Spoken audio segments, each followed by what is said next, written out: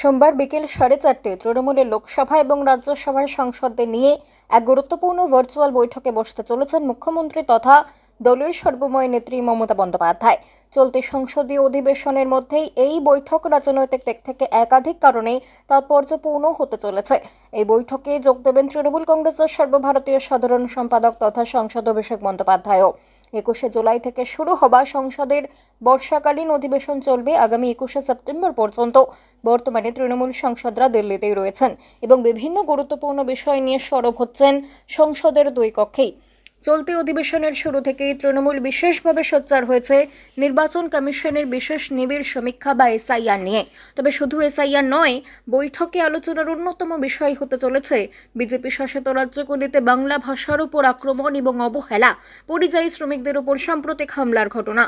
সামগ্রিক বিষয়গুলিতে কি প্রশ্নবাণ কেন্দ্রের দিকে ছুড়ে দিতে পারেন দলের সাংসদরা, অথবা কিভাবে নিজেদের প্রতিবাদ কর্মসূচি অব্যাহত রাখতে পারেন, সেই বিষয়ে রূপরেখা অঙ্কন করে দেবেন দলনেত্রী। পাশাপাশি মমতা বন্দ্যোপাধ্যায়ের পরামর্শে আগামী 8ই আগস্ট শুক্রবার দিল্লিতে জাতীয় নির্বাচন কমিশনের দফতর ঘেরাও করতে চলেছে বিরোধী জোট ইন্ডিয়া। রাজনৈতিক মহল বলছে, সোমবার মমতা বন্দ্যোপাধ্যায় নিজ ভার্চুয়াল বৈঠকে নির্বাচন কমিশন ঘেরাও সংক্রান্ত বিষয়েও নানা পরামর্শ দেবেন দলীয় সাংসদদের।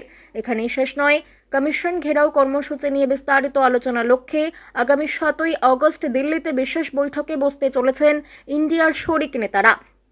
এই বৈঠকেও যোগ দেবেন সাংসদ অভিষেক বন্দ্যোপাধ্যায়, এমনটাই তার দফতর সূত্রে জানা গিয়েছে। সংশ্লিষ্ট বৈঠকের পরে নৈশভোজও রয়েছে বলে খবর। উল্লেখ্য, 8 তারিখের কমিশন ঘেরাও কর্মসূচিতে উপস্থিত থাকার সম্ভাবনা রয়েছে অভিষেকের। দিন তিনেক আগেই সংসদ চত্বরে অভিষেককে প্রশ্ন করা হয়েছিল, কমিশন কি ঘেরাও হবে? সে সময় তিনি জানিয়েছিলেন, সঠিক সময়ে সব হবে।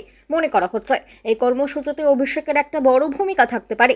অন্যদিকে 8ই আগস্ট 4000 তৃণমূল নেতাকে নিয়ে অভিষেকের ভার্চুয়াল বৈঠক করার কথা ছিল। কমিশন ঘেরাও কর্মসূচি স্থির হবার পরেই সেই বৈঠকে গিয়ে এসেছে।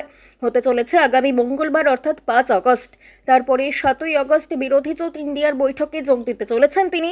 সূত্রের খবর, বিরোধী নেতাদের জন্য নৈশভোজের আয়োজন করেছেন লোকসভার বিরোধী দলনেতা রাহুল গান্ধী। এরই মাঝে 9 আগস্ট উপরাষ্ট্রপতি নির্বাচনও রয়েছে।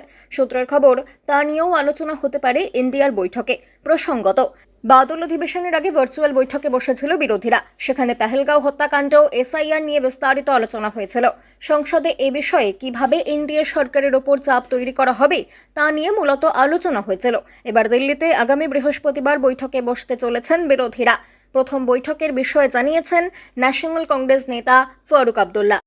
বাংলা খবর, আপনার রাজনীতি, আপনার আওয়াজ।